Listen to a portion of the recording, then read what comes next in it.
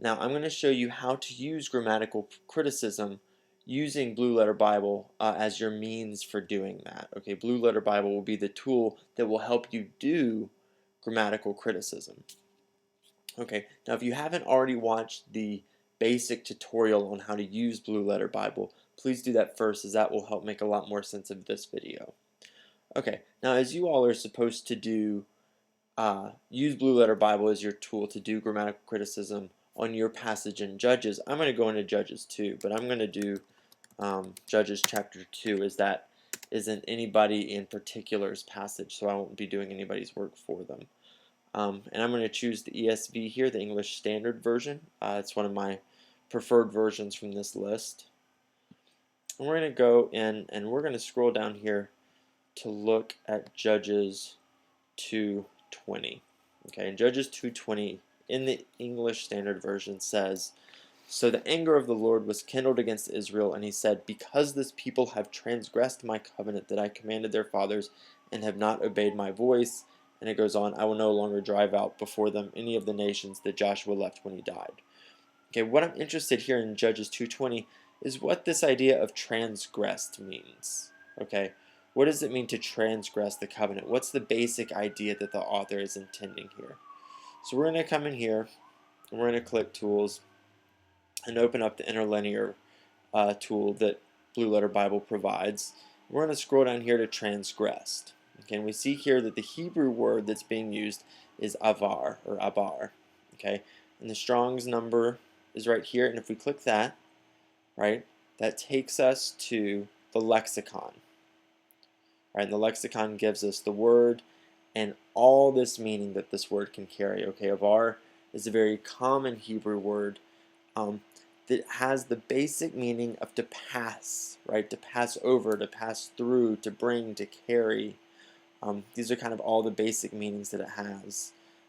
We see here each of these that you'll see here, Cal, I think the next one is Nifal, PL, Hifil. These are all different tenses in Hebrew, and that's something that you don't really need to worry about. But what we can see from the outline of biblical usage is all the meanings that this word abar has. Okay, and we see that the primary meaning of this word seems to be to pass over, to pass through. It can mean to transgress, right?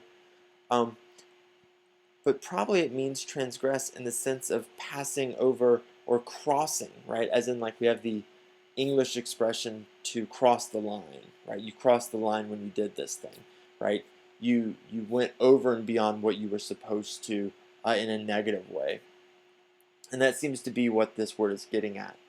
But we can also see this idea of just passing by, right? Passing through. It also has this meaning of passing away. So if we go back and look, that the author has combined the idea of transgressing a covenant, or abar a covenant, and not listening to God's voice, right? Maybe the author is using this word transgressed in the sense of passing by the covenant, not paying any attention to the covenant, in the same sense that they're not paying any attention to God's voice.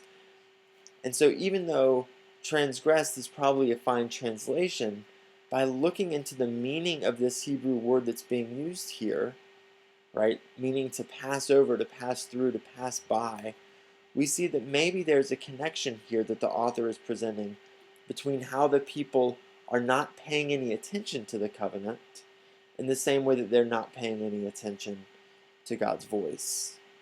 Right? So these two ideas are linked by using this word, right? Avar, meaning to transgress or to pass by. Okay. Now I want to show you as well another way that we can use grammatical criticism. Okay, so there's one way. It's kind of looking into one word and seeing the depth of meaning it has, and once we look into that meaning, it helps us understand the passage better. Now, if we come back here and we look at, I think it is Judges 2:19. Okay, so we'll bring this one up.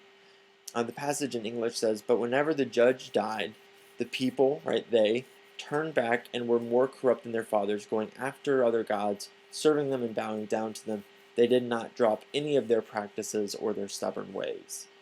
Now, another thing we can do in grammatical criticism is look at kind of the wordplay that the author is using. And that's really hard to do in English because wordplay, unfortunately, doesn't translate or doesn't easily translate. So if we come down here in Judges 2:19 to the Hebrew words being used, what's really interesting is that the word that the author is using here to bow down to other gods is shachah. Right? If we come in here and look at this meaning, right, it means to bow down, to prostrate oneself. And you can do this before somebody in homage or before God, before false gods, right? But it definitely means to bow down. What's interesting is that this word, shachah, and how the people are bowing down to these false gods, is really close to the word for corrupt, shachav, right? So they're acting shachav, they're acting more shachav than their fathers, and they're doing this by shachah to other gods, by bowing down to other gods. So here the author is using two incredibly similar words in order to connect these ideas, right? So the author is connecting the idea of how corrupt the people are and that corruption is directly tied into worshiping and serving other gods. Okay, and remember we talked about this and read about this when we looked at the Deuteronomic history and looking at how central it is to worship only God, only Yahweh, for the Deuteronomic historian in their perspective of history. And so, at the heart of corruption, the Deuteronomist is going to see this, bowing down to other gods, right? That is what's at heart of corruption is not worshiping Yahweh alone. So here's another way that grammatical criticism is used, is looking at, what words are similar, how the author is doing wordplay like this, such as shachah and shachav, right? These two incredibly similar words that the author is using in order to link these ideas, right? The author could have used a different word for corrupt. They could have said they acted more evil than their fathers.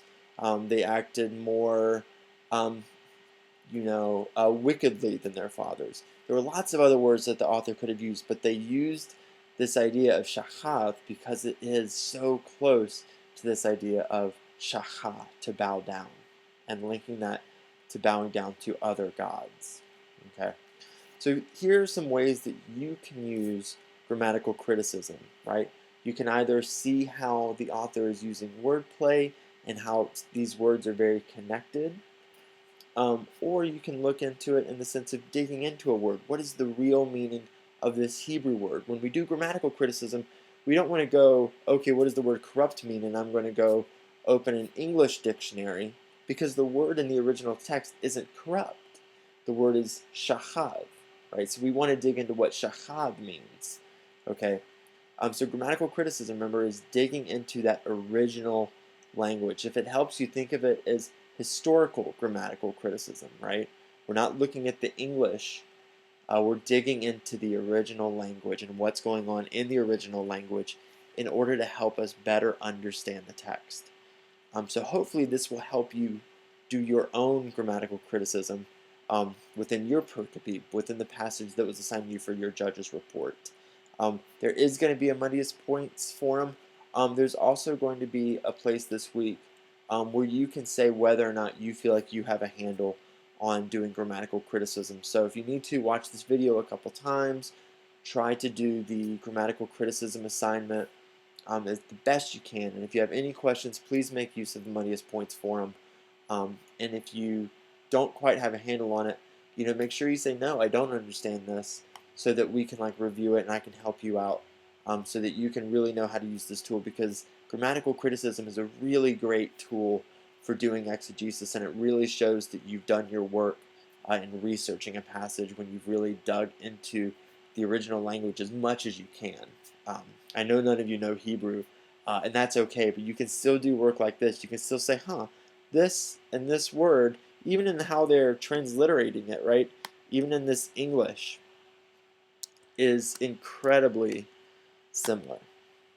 Okay, you can still do that kind of work, even if you don't know the Hebrew language. So I hope this helps. Good luck, and don't worry too much. Just do the best you can.